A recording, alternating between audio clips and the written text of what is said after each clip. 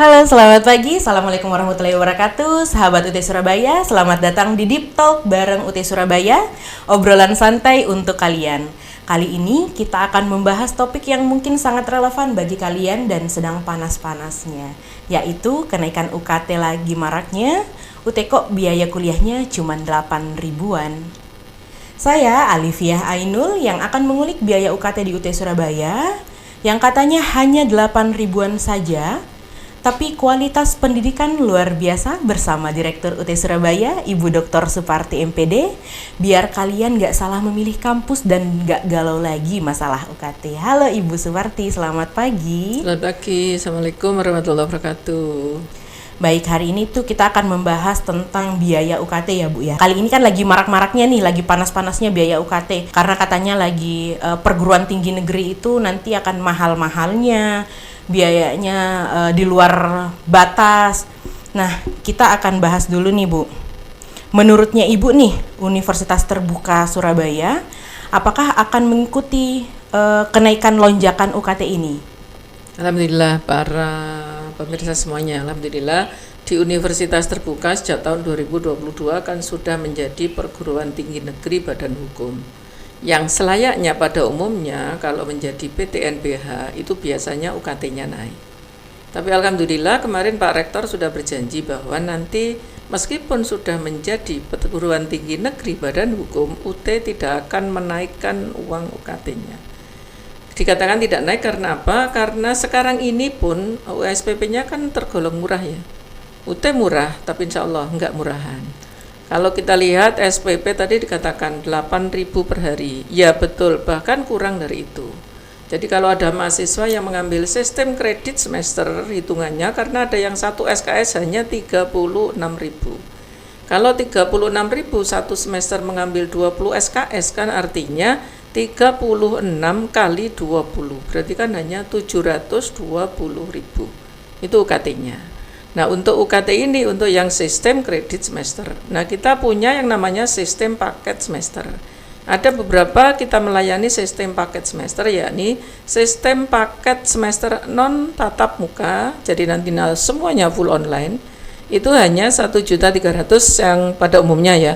Tapi ada beberapa program studi yang 1.800.000, 1.900.000. Jadi tergantung program studinya. Artinya apa? Kalau itu pun dibagi per semesternya berapa, kan murah sekali. Apa per harinya berapa, kan murah sekali. Nah, itu yang UT. Kalau yang SKS yang sedang-sedang itu ada yang 40.000, ada yang agak mahal 50.000. Ada satu program studi yang paling mahal 75.000. Tapi rata-rata 36, 38 sampai 40 itu rata-ratanya. Artinya isu 8.000 per hari itu memang benar, bahkan kurang dari itu. Itu yang harus kita syukuri kalau kita berkuliah di Universitas Terbuka. Insya Allah tidak ada biaya yang mahal dan sangat mahal, yang ada adalah murah dan insya Allah sangat murah. Tapi yakin UT murah tapi tidak murah. Baik, jadi benar ya Bu ya, tidak akan ada kenaikan UKT di Universitas Terbuka, apalagi di Universitas Terbuka Surabaya. Nah, biasanya orang-orang tuh bilang, lah kalau misalnya biaya kuliahnya murah, otomatis pasti kualitas pendidikannya bisa dipertanyakan ya Bu ya. Ya. Jika UKT tidak dinaikkan di UT Surabaya, apakah pendidikan di UT masih terjamin kualitasnya? Alhamdulillah gini. UT itu kan perguruan tinggi negeri yang didirikan sudah berdasarkan standar yang ada, dan setiap semester UT itu diakreditasi baik yang ISO dari sisi manajemen maupun kualitas-kualitas yang lain. Karena UT kan tergabung juga di AAOU, perguruan tinggi se-Asia, kemudian juga ada ICDI, perguruan tinggi terbuka sedunia. Itu artinya apa? UT tetap mempertahankan kualitas. Jadi meskipun SPP-nya murah, yang tadi disebut murah tapi nggak murahan, tapi kualitas tetap terjaga dengan baik.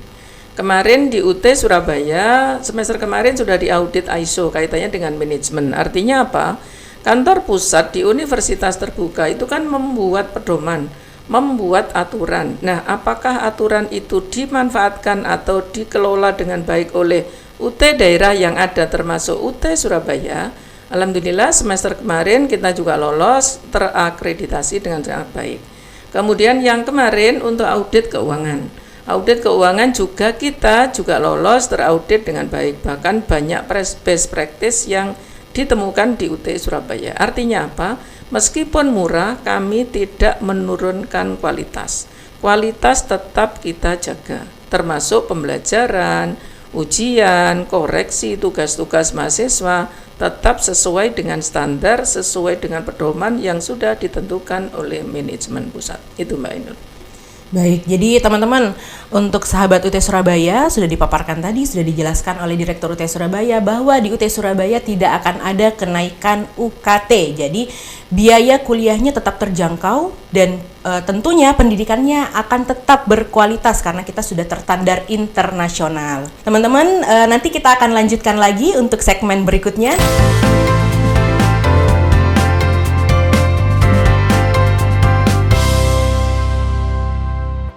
Halo sahabat UT Surabaya, kita kembali lagi di segmen kedua. Nah, kali ini kita akan mengulik lebih dalam lagi nih tentang biaya yang 8.000 itu.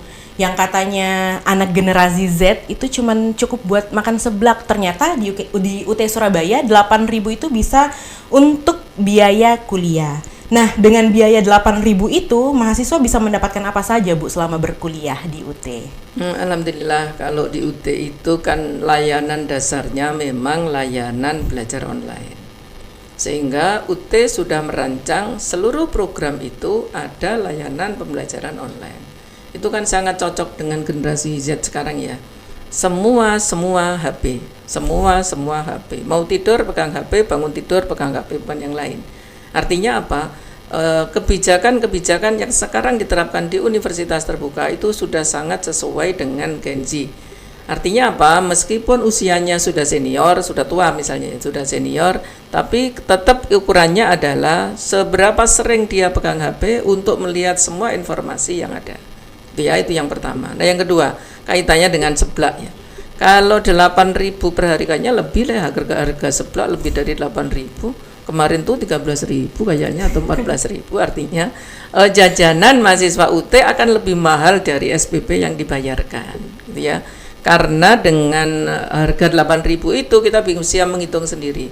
Kalau misalnya saya mengambil yang online tadi, yang bangun tidur pegang HP, mau tidur pegang HP, itu sudah cukup layanan pembelajaran online-nya. Sehingga nanti semua fasilitas yang sudah disiapkan oleh UT memang basisnya adalah online.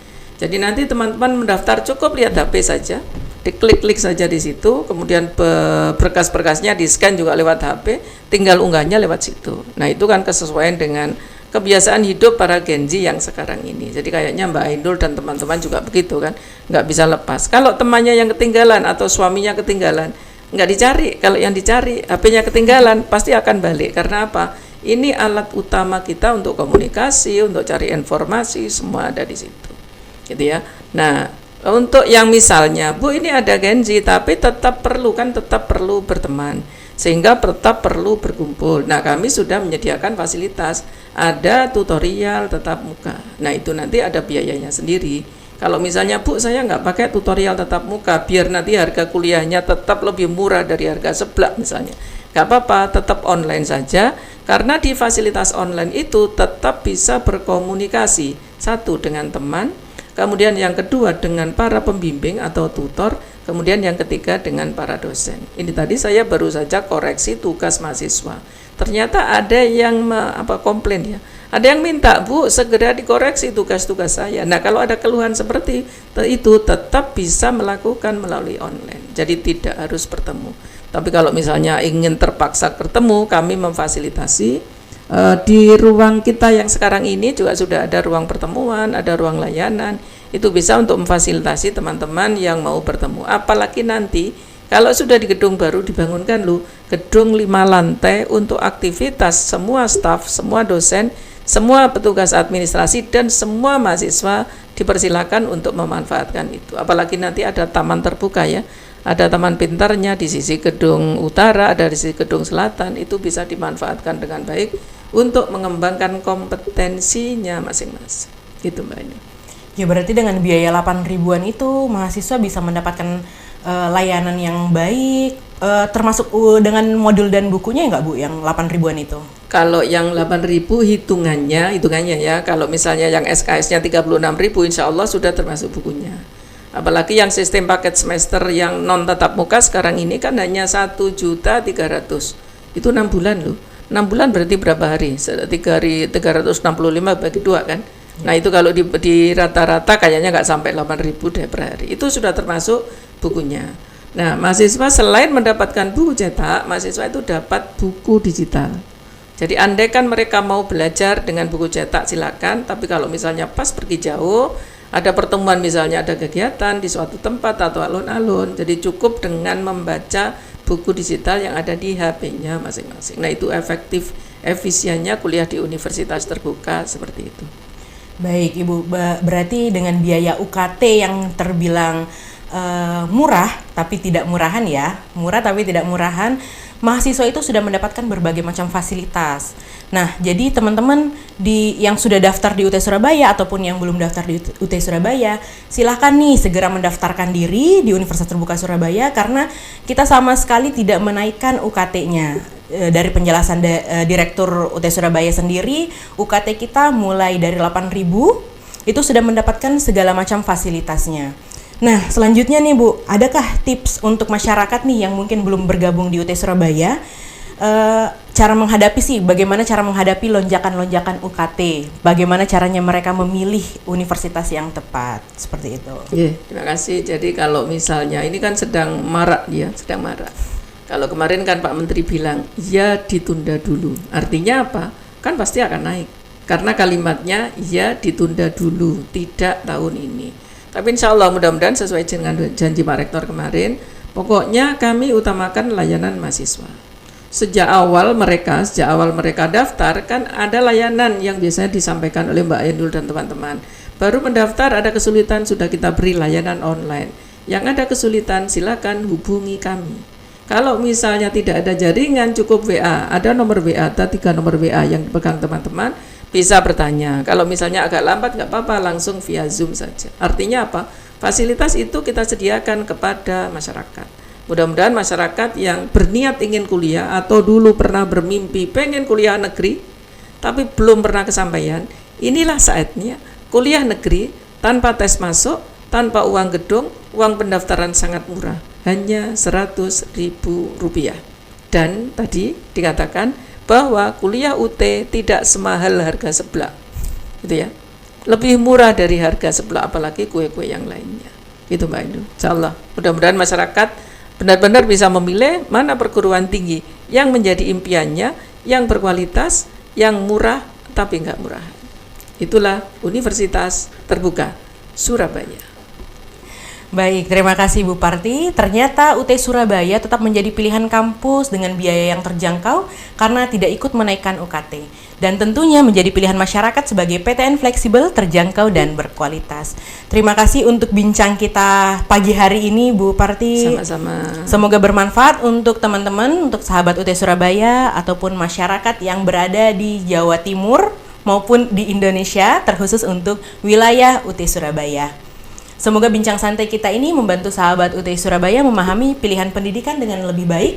Sampai jumpa di episode berikutnya. Yuk, Deep Talk bareng UT Surabaya. Terima kasih.